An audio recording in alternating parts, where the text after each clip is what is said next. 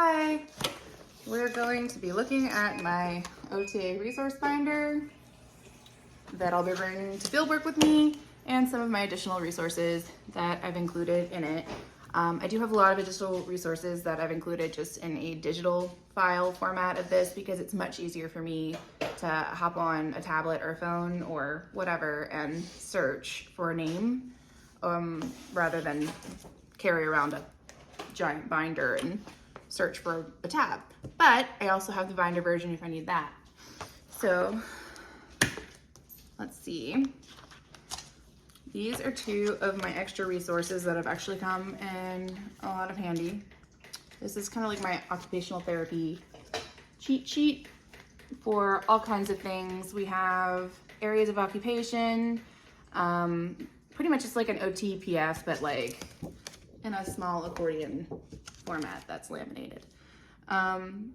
OT approaches to intervention, so create and promote, establish, restore, maintain, modify, prevent, and descriptions, basic body systems, frames of reference that are commonly used, OT settings that are common.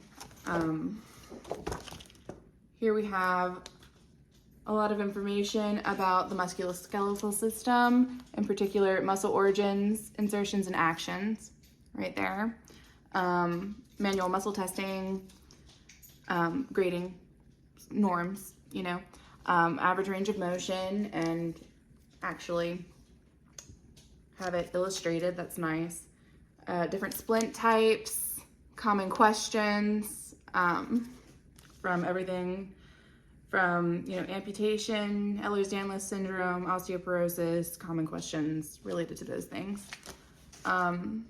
Spinal cord levels of injury, high cervical nerves, low cervical nerves, thoracic nerves, all the nerves. Then cranial nerves as well. Dermatomes, brain function by area, which is handy because I can't seem to remember that one on my own. Let's see. Also, common mental health conditions, lab values, and their effects on function. OT evaluations commonly used in descriptions. Common precautions after surgeries. And commonly encountered medical acronyms, the Rancho de los Amigos scale, dysphagia diet, documentation methods, everything from SMART goals, SOAP notes, COAST, etc. Common adaptive equipment, common medications and side effects. There's just a lot of really good quick reference items in here. I think it's a really great reference.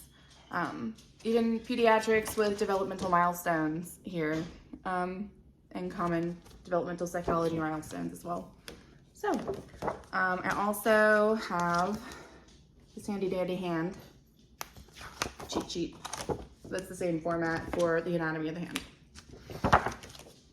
And my only other extra resource, I have a lot of other extra ones that I put in here, but my favorites, this isn't quite in the binder, but I do love all of my anatomy cards. I have a bunch of them, and it's the Trail Guide to the Body flashcards, and they were very helpful.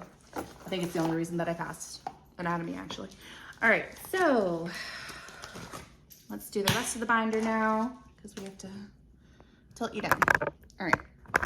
This is supposed to only be 5 minutes, and I'm already at 4, so we're gonna go fast. So we have the APA guide here, guidelines, which I don't know how helpful that will be in actual field work, but okay, so the OTPF in its entirety and glory.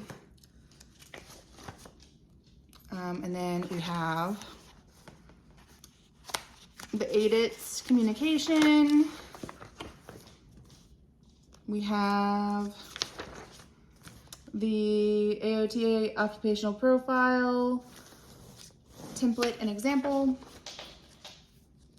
And I believe I filled out that example just so I kind of have a good idea And then goal writing, tip sheet, etc., etc. You know, moving through all of the required elements. But I also did include, like, you know, some personal notes as I was studying for different things. And here's another example of non-included, you know, stuff. This soap note checklist, I just decided to copy out of a textbook and stick on here because I found it helpful when I was first studying how to do a soap note. So, anyway, and it goes on throughout the rest of my tab system. And that's my binder.